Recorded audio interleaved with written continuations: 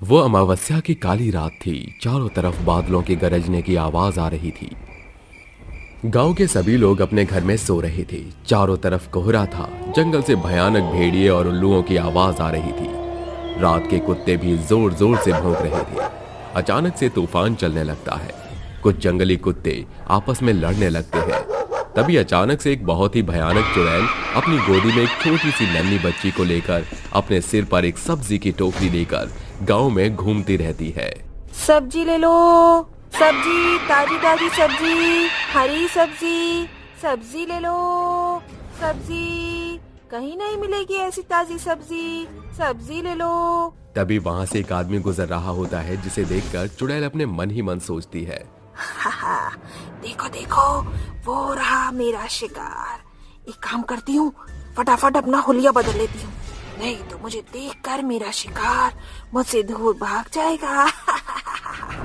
ये कहकर चुड़ैल अपना हुलिया बदल लेती है, जिसके बाद वो उस आदमी के पास जाती है और कहती है, भाई साहब, ताजी ताजी सब्जियां हैं, सब्जी ले लो।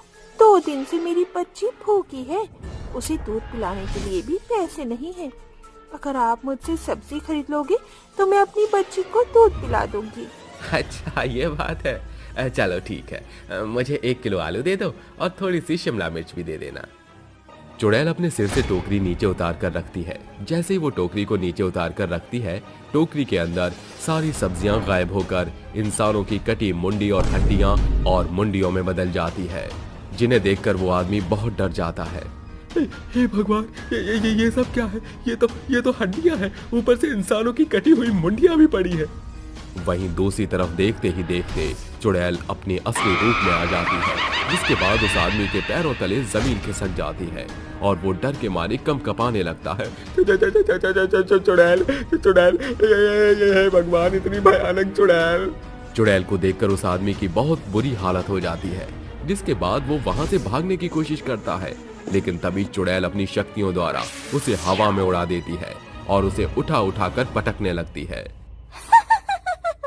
कहाँ जा रहा था तू? मुझसे बचकर कहीं नहीं जा सकता। मैं किसी को भी जिंदा नहीं छोड़ूंगी, सबको मार दूंगी।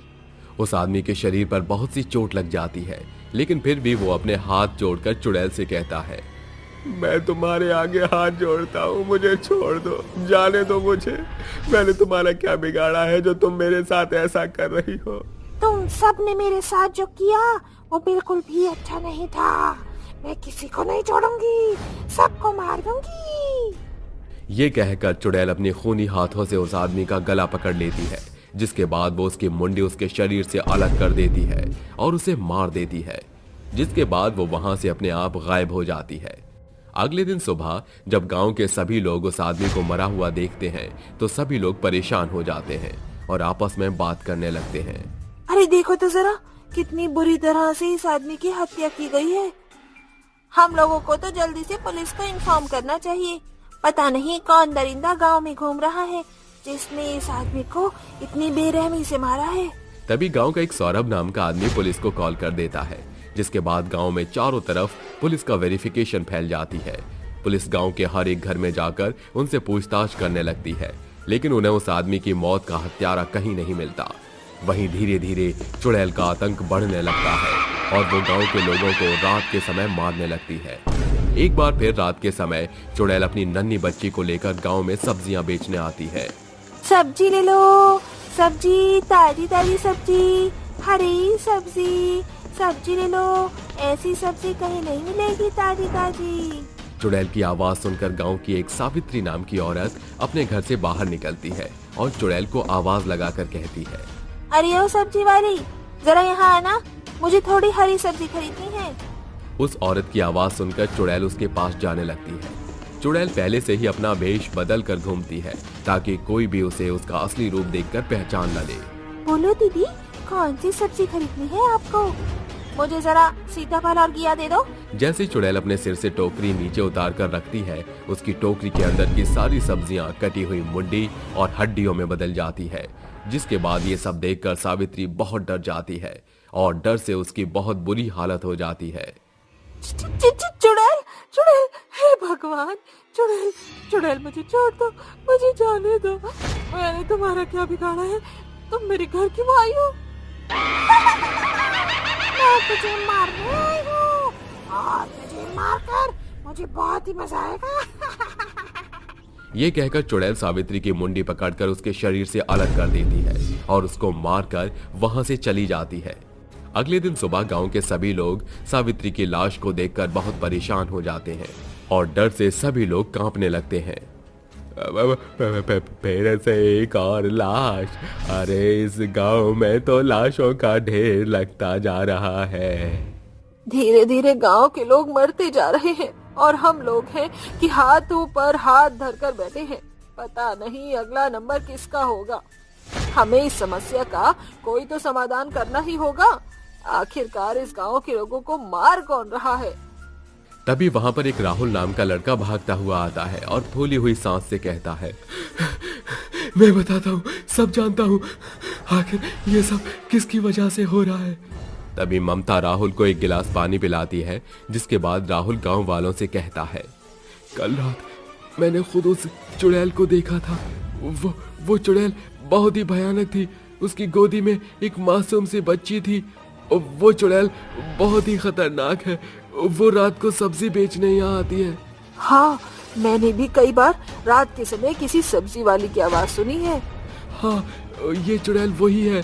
वो सब्जी बेचने के बहाने यहाँ पर आती है और गांव के लोगों को मारने लगती है। अगर हमने जल्द से जल्द कुछ नहीं किया तो वो चुड़ैल हम गांव वालों को मार देगी। इसलिए मैं सुबह ही तांत्रिक बाबा के पास गया था। जैसे ही रात होगी तांत्रिक बाबा यहाँ पहुँच जाएंगे। राहुल की बात सुनकर गांव के सभी लोग बहुत डर जाते हैं और रात के समय अपने अपने घरों में चले जाते हैं। कोई भी व्यक्ति रात के समय अपने घर से बाहर नहीं घूमता। तभी उसी समय तांत्रिक बाबा गांव के अंदर जाते हैं और एक विधि का जाप करने लगते हैं। जैसे ही तांत्रिक बाबा अपने मन में मंत्र पढ़ने लगते हैं, वहां चुड़ैल प्रकट हो जाती है। तेरी इतनी हिम्मत कैसे हुई इस गांव में आने की? तू नहीं जानता मैं कितनी खतरनाक हूँ। चला जा यहाँ से, अगर तुझे अपनी जान प्यारी है तो। तू ये सब क्यों कर रही है? इन गांव वालों ने तेरा क्या बिगाड़ा है? तू क्यों इन्हें मारना चाहती है? एक बार की बात है, मैं इस गांव में रहती थी। एक दुर्घटना के दौरान मेरे पति की मृत्यु हो गई, जिसके बाद मैं विधवा हो गई। मेरी एक छोटी सी बच्ची थी जिसका पेट पालने के लिए मैं सब्जियां बेचा करती थी, लेकिन मैं विधवा थी, जिसकी वजह से गांव के सभी लोग मुझे ताने दिया करते थे। कोई मुझसे बात भी करना पसंद नहीं करता था। सब मुझसे दूर भागते थे और मुझे अपशगुनी कहा करते थे। कोई भी मुझसे सब्जी नहीं खरीदता था। मेरी सब्जियां घर पर ही सड़ जाती थी। कई दिन भूखी प्यासी रहकर अपने घर में पड़ी रही मैं, लेकिन लोगों के ताने खत्म नहीं हुए। एक दिन मैं सब सोचती हुई रोने लगी, जिसके बाद मैं अपनी बच्ची को लेकर वापस अपने घर आ रही थी, लेकिन तभी अचानक से सामने एक बहुत तेज ट्रक आ गया, जिससे मेरा एक्सीडेंट हो गया और मैं और मेरी बेटी उस एक्सीडेंट के दौरान बहुत घायल हो गई थी। लेकिन गांव के एक भी आदमी ने हमारी मदद नहीं की। मैं और मेरी बच्ची वहीं तड़प तड़प कर मर गई। इसके बाद मुझे शांति नहीं मिली और मैं चुड़ैल बन गई और मैंने गांव वालों से बदला लेने का फैसला किया। मैं जानता हूँ तेरे साथ बहुत बुरा हुआ है, लेकिन इन गांव वालों ने तेरा कुछ नहीं बिगाड़ा। इन्हें छोड़ दे और यहाँ से हमेशा हमेशा के लिए चली जा। नहीं जाऊंगी, नहीं जाऊंगी, कहीं नहीं जाऊंगी। तांत्रिक बाबा के कई बार समझाने के बाद भी चुड़ैल उसकी एक नहीं सुनती, जिसके बाद मजबूरन तांत्रिक बाबा को चुड़ैल को मुक्त करने के लिए एक मंत्र का जाप करना पड़ता है। जैसे ही चुड़ैल काबू में आती है, तांत्रिक बाबा उसके ऊपर 7 नदियों का पवित्र जल फेंक देते हैं, जिसके बाद चुड़ैल अपने आप जलने लगती है और कुछ ही देर में वहां से मुक्त होकर हमेशा हमेशा के लिए चली जाती है। अब गांव के लोग खुशहाल जीवन जीने लगते हैं।